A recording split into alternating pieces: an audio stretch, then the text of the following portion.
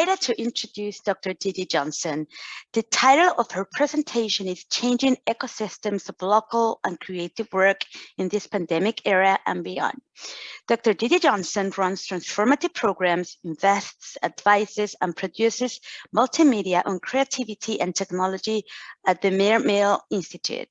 She taught for 22 years at UCLA, where she ran the Center for Music Innovation and built 4 digital disruption programs. Her 9 careers connect to a doctorate, MBA, and field degree. Thank you so much for being part of this event, Dr. Johnson, and the floor is yours. Thank you very much. I feel very at home here in Zoom with the boxes, people talking to people behind them, people in silhouette. You know, we are the digital engagement that is the ecosystem during the pandemic. We are still living in it. So let me kind of open up my brain for you a little bit. For those of you who at 3 a.m., hopefully fairly lively, opening up my brain so that to take a look at this where we are in the ecosystem of it and how this may apply to your work, entrepreneurship, education, creative work. It is such an intriguing time right now of where we kind of are. And a lot of it is that 2020, as we all know, depending on where we've been, what we've been doing, unless we've possibly been in a coma for a couple of years, everything in person was disrupted. And so many things, and the impact was large. So Richard Florida, and if you haven't seen his work, go find his work, and Michael Seaman together wrote this paper taking a look at for Brookings Institute at the impact on the creative economy. We lost live events. We lost the people who support live events. We lost the creativity around live events, and everyone very suddenly for education, everything else had to kind of shift gears massively. We shifted to a work from home world. We also shifted to a create from home world. And where we still have people who have a hard time finding the mute button in Zoom or knowing how to share their screen, that we've all had to really adapt, and the creative industries adapt tremendously. So we shifted to a virtual everything, virtual talking with your parents, virtual healthcare. And we were then looking to reimagine the assumptions of what we were doing. Wave your hand somehow if this is your life. Has this been your life? Everything has had to be rethought and disrupted. Okay. I would contest, however, we already were there. So we already were taking a look at hoteling in workspace. We already were looking at remote workers. We already were having massive digital content. Oh. Absolutely. So this is a chart that came from CoStar Portfolio, but it came from the US government as well. They did a whole study about US office space per employee, that we hit a peak around 2009, 2010, and this ends around 2017 in this chart. We already were dramatically cutting the square feet per employee. The whole concept of going to the office and having a dedicated space and having support for a dedicated space was already going the way of the dodo. And so we weren't really there yet. And so what's happened is that all sorts of creative spaces ended up then having part of it. So this is me, much prettier hair. Somebody did my hair. It was really kind of fun. This is at the Web Summit in Lisbon in November 2019, and I was asked on this panel about the future of music. At the time, I was running the Center for Music Innovation at UCLA, and I was asked, how is live music doing? And I said, fine. And the people on my panel said, fine, but it wasn't. That live music already was having problems with artists making money, being able to live in their local community, able to create, and having oligopolies taking over the business for live music. And we already had no social support for artists. The local live music business was in real stress, real lifestyle stress, real diversity and inclusion challenges. It was a mess. It was not being talked about. So a few months later, I was supposed to be going to South by Southwest, and with a colleague was presenting a thing about the challenges of music cities and scenes. and how we've built for possible futures. There had been 75 studies looking at local music communities. Almost all of them said they were broken, broken, broken. We then had the pandemic. So part of my lens is, and I invite you to go play in this space, we're bringing together at one point 30 organizations around the world, at one point 45 organizations around the world, and we created Amplify Music as an initiative. We brought together, in the first case, 24 countries, in the second case, 15 countries, to do conferences like this, where we had people in Zoom breakout rooms the first year, and we had people who were doing amazing things in Estonia, talking to people who were doing amazing things in Singapore, to people in Austin, Texas, to people in Los Angeles, all sharing what they were doing to rethink space, production, creation, collaboration, concerts. And a gift to you in spare moments after you're done with this conference is we have all this recorded. So one of the challenges is what's thought leadership in this era. And we recorded all of this. It's at Amplify Music, and we were connecting the dots between creative innovators around the world, all facing these challenges. And as I was joking in the green room for this, that we're now delivering an academic paper around this as to where this all came to. But we really had to force a change. And this was optimism, evidently temporarily closed on this image. We had a forced reimagining of time and place. Where do we create? So not just the venue's closed and the tour is gone, but where do I make content? Where do I produce in my closet, as a bunch of voiceover artists had to go do? Where do I actually live, work, create? So my challenge to you, I'm going to keep this relatively short, answer questions, let you get on to you guys' presentations, but what if we take this spur, this rethinking of how we create at home and in new spaces, using digital, rethinking our technologies? How do we think of this learning in rethinking the role of place in our business, creative, and education designs, right? Here we've transferred things into the ticky-tacky Brady Bunch boxes that are, or Hollywood Square boxes, depending on your age, that are this interesting visual metaphor of Zoom.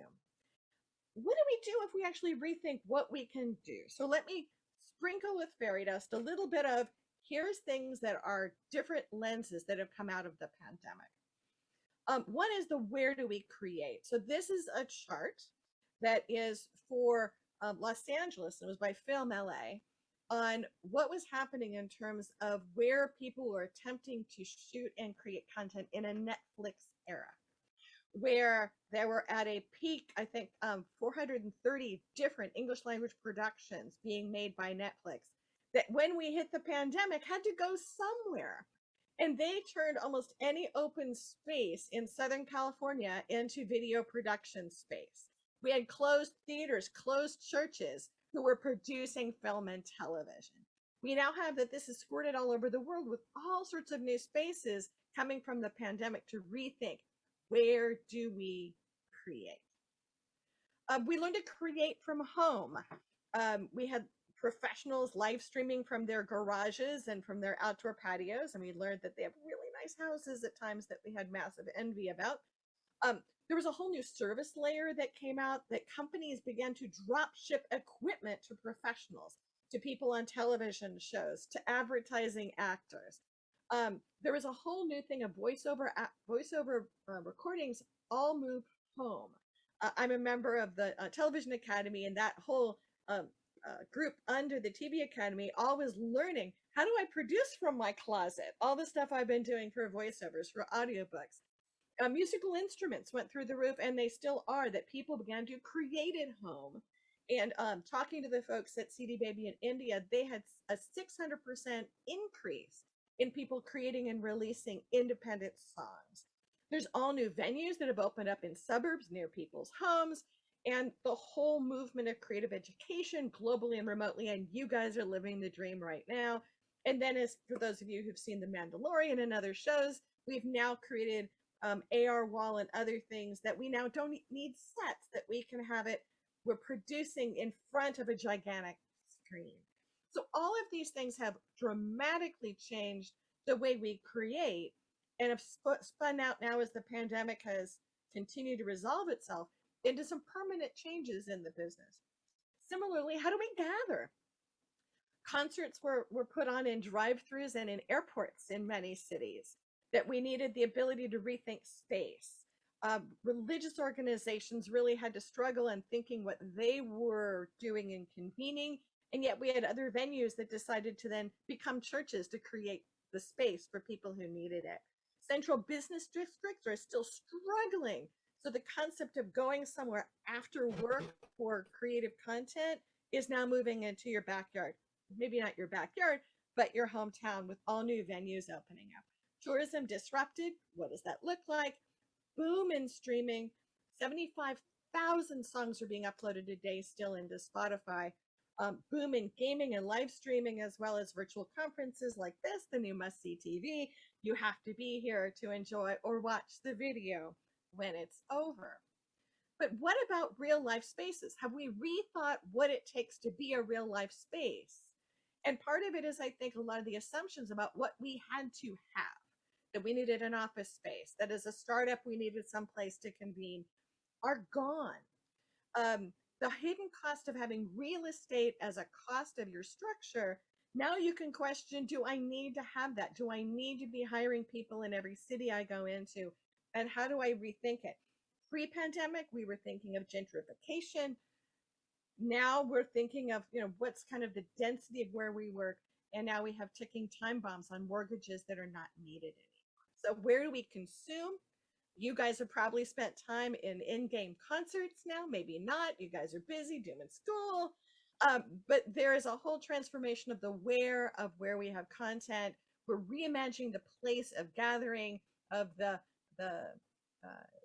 celebration of music has come back to festivals, but now where do we layer things on top, right? So we know we've extended the city, we've extended the clocks, and we're rethinking the platform. So I'll hit a few and wrap up here fairly quickly. This is an example from Chicago. 2112 said that people really were having a real challenge.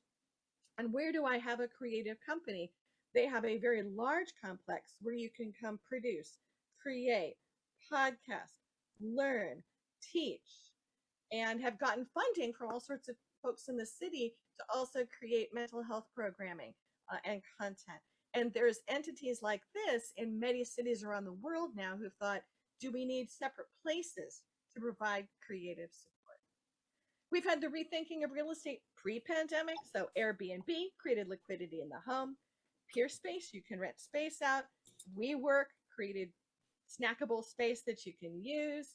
We also already had Turo, where you could find your drive, and when you drove your car to the office, somebody else can then essentially rent your car and take it elsewhere, rethinking the garage. And then one of my favorite examples is always HipCamp, because it's one of my past students. What if I take people's beautiful farmland and turn it into the new camping ground? So HipCamp is the Airbnb of camping. Do I really need to then have a dedicated camp space that's just a camp space? So what do you need for the businesses you're living and building in, that you're working in as leaders, right? Two things to kind of finish the dance a little bit. There is the entire virtual side of this. So I'm not a Zoom fan. I've been in Zoom since they started back in the early 2010s, 2013. There's so many other ways, but people are building entire duplicates of the built space in a digital space and using them to track, measure, predict traffic, predict trash pickup, track emergencies, and there's all sorts of whole other layers of this. And then what about virtual spaces? So I'm going to pop out of my direct slides and take you in some of my other virtual rooms. Can you guys see this space? Yes, ma'am. 2 minutes, Dr. Johnson. Excellent. So Yes. this is a conference room. This is a virtual conference room. But this is in FrameVR.0. I can take you and bring you into all of these other spaces that we can play, create. I could work with my team here. I could work with my team here. This is Spatial.chat, and for low-level use is free. I could have my bubbles like Zoom. We could be in a coffee shop. Or I could be here in a beautiful space where we could be meeting instead in a beautiful mountain. So my question to you to think about is the where of your work, the where of what you do. And so part of it is, where do we build for? What are your limits and what can you reimagine in the use of space in your work?